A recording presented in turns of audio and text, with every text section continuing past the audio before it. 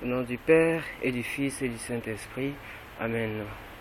Béni soit le nom du Seigneur, béni soit le nom glorieux, béni soit le nom du Seigneur, béni soit ton glorieux nom. Seigneur, tu y as donné, Seigneur, tu y as repris. Malgré tout, je dirai que ton nom soit béni. Seigneur, tu y as donné, Seigneur, tu y as repris.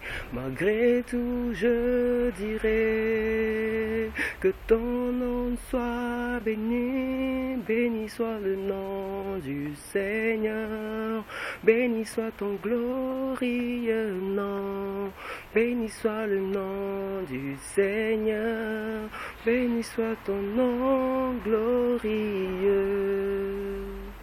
Bonjour chers frères et sœurs, je vous salue dans le nom de notre Seigneur, que sa paix, sa grâce et son amour restent toujours sur nous et nous guident à chaque instant. Alors aujourd'hui, 24e samedi du temps ordinaire, et le Seigneur nous invite à la patience, à la persévérance, à avoir l'espoir. Alors que son Esprit Saint nous aide à ce que sa parole reste toujours en nous, afin que nous les méditons jour et nuit, et que nous ne perdons pas espoir, mais que nous demeurons à côté de lui, en ayant la foi, la ferme confiance en lui, afin que nous voyons dans notre vie ses exploits, sa main invisible qui agit, qui intervient. Alors, la première lecture qui est tirée du livre de Timothée, qui nous parle de patience, parce que ce verset qui dit de garder les commandements du Seigneur jusqu'au jour, et de rester sans tâche et irréprochable jusqu'au jour de la manifestation de notre Seigneur. Donc, cela nous invite à la persévérance, à rester ferme dans ce que nous croyons, dans notre foi. Et on peut voir également dans l'évangile qui est tiré de Luc au chapitre 8 du verset 5 au verset 17.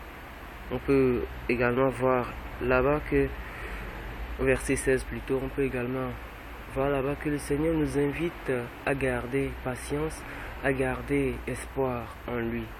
En effet, il s'agit de la parabole du semeur qui est parti semer la graine, et la graine s'est tombée sur 4 terres différentes, et ces terres représentent le cœur de chaque humain, de chaque être humain que nous sommes. Et il y a la graine qui est tombée au bord du chemin, et les oiseaux sont venus, ils ont mangé ça, et les gens l'ont piétiné. Il y a la graine qui est tombée sur les pierres, et à ces niveaux, étant donné qu'il n'y a pas de la racine, ils se sont étouffés aussi. Il y a la graine qui est tombée dans les ronces, dans les épines, également à ce niveau, même si la parole était restée à un moment donné, c'était bien accueilli. Avec les soucis du monde, ça n'a plus de valeur, et la personne a perdu également sa foi. Mais pour la 4e terre, qui est la bonne terre, quand la graine est tombée dessus, ça a porté du fruit. Et Saint Luc ajoute que ça a porté du fruit avec persévérance. Donc la persévérance, le mot persévérance nous invite à garder espoir. En effet, c'est pas difficile, c'est pas facile, mais en gardant espoir, nous savons que tout peut arriver à leur fin. Alors, lorsque Jésus va expliquer cette parabole, il dira que la bonne graine, c'est la parole de Dieu, et cette terre, c'est le cœur humain. Alors, lorsque nous recevons, en ce qui concerne les gens qui reçoivent la parole de Dieu, au bord du chemin, sur la route, on peut dire que ce sont des gens qui ont des cœurs durs, qui ne veulent même pas écouter la parole de Dieu, qui ne se laissent même pas toucher par cette parole de Dieu. Ouais, on peut les appeler les athées, ou ceux qui ne croient à rien du tout. Ça peut être, j'imagine, c'est pas le cas, notre cas, parce qu'au moins nous on écoute quand même la parole de Dieu, et on va rapidement sauter pour aller sur les 3 autres personnes, sur les 3 autres cœurs, 3 autres terres que le Seigneur nous présente. En effet, il y a la graine qui est tombée sur les pierres, et à ce niveau, le Seigneur dit que ceux qui sont sur les pierres, ce sont ceux qui, lorsqu'ils attendent la parole, la reçoivent avec joie, mais ils n'ont point de racines, ils croient pour un temps et ils succombent au moment de la tentation. En effet, c'est comme des gens qui aiment l'évangile, qui aiment le Christ seulement quand il y a de bonnes nouvelles, quand il y a la joie. Et lorsqu'il n'y a plus la joie, lorsque vient le moment difficile, ils partent. Alors on peut dire que ce sont des fidèles, si c'est notre cas, qui aiment juste voilà, les moments de joie. Les moments de tristesse, cela ne nous intéresse pas. Et lorsque ces moments de tristesse viennent, lorsque les moments d'épreuve viennent, on flambe dans notre foi. La troisième catégorie, ce qui est tombé parmi les épines, ce sont ceux qui, ayant entendu la parole, s'en vont et la laissent étouffer par les soucis, les richesses et les plaisirs de la vie, et ils ne portent pas le fruit qui viennent à maturité. Cette troisième catégorie, ce sont des gens que je peux dire qui aiment le monde. Or le Seigneur nous dit, celui qui aime le monde est ennemi de Dieu. Alors, est-ce que nous aimons trop le monde? Si nous aimons trop le monde, c'est sûr, on aura des soucis avec nous si on va laisser tomber la parole, avec le fait de poursuivre les biens de la vie. Seigneur, donne-moi un travail, Seigneur, donne-moi un travail, le Seigneur te donne le travail, et les dimanches, on ne te voit plus à l'église, et tu n'es plus apte à servir tes frères et sœurs. Alors c'est un peu difficile. Pourquoi? À cause de la vie, à cause des soucis, à cause des richesses de la vie.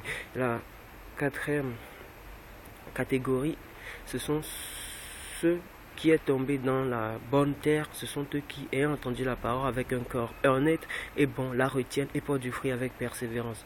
Oui, les cœurs qui ont écouté la parole qui ont reçu la parole avec un cœur bon et généreux, avec un cœur bon et honnête.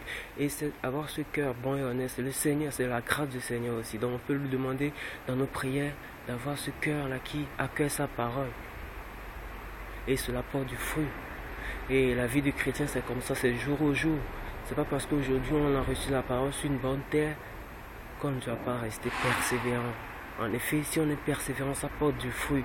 C'est ce que Saint Luc nous dit. Alors il faut rester persévérant, il faut avoir la patience dans notre vie. Si on fait un bien aujourd'hui, si on fait du bien demain, et quand les malheurs s'abattent sur nous, il ne faut pas qu'on perde espoir, non, il faut continuer. Alors le Seigneur nous invite aujourd'hui à avoir la patience, à avoir espoir en lui. Le mot espoir, c'est très important. Dans notre vie de chrétien, c'est très important. Si on n'a pas l'espoir, si on n'a pas la persévérance, ça ne sert à rien. En effet, tout ce que le Christ a promis, ça se passe sur le plan spirituel. Et c'est vrai, il y a des témoignages vivants qui se réalisent. Ouais, tu vois que par exemple, tu as prié, vraiment tu as eu le travail. Tu vois que tu as prié et vraiment, ton frère est guéri d'une maladie. Oui, ça ce sont des réalisations vivantes. Mais la plupart du temps, les choses se passent sur le plan spirituel. La vie déjà qu'on vit, le souffle qu'on donne, c'est sur le plan spirituel. Alors rien que pour cela, il faut louer le Seigneur. C'est pour cela le psaume nous invite à acclamer le Seigneur, à lui chanter la gloire, à bénir son Saint dans tout le temps. Alors ne perdons pas espoir parce qu'il y a des soucis, parce qu'on a des choses à faire, mais gardons espoir parce que le Seigneur est là et il nous dit, je te tiens la main et il sera toujours avec nous jusqu'à la fin des temps. Alors gardons espoir en lui. Soyons toujours patients, et on portera du fruit pour son nom, et pour le nom, et pour nos frères aussi. Ils verront que le Seigneur est bon. Alors que le Seigneur vous bénisse et vous garde dans sa paix. Je vous remercie.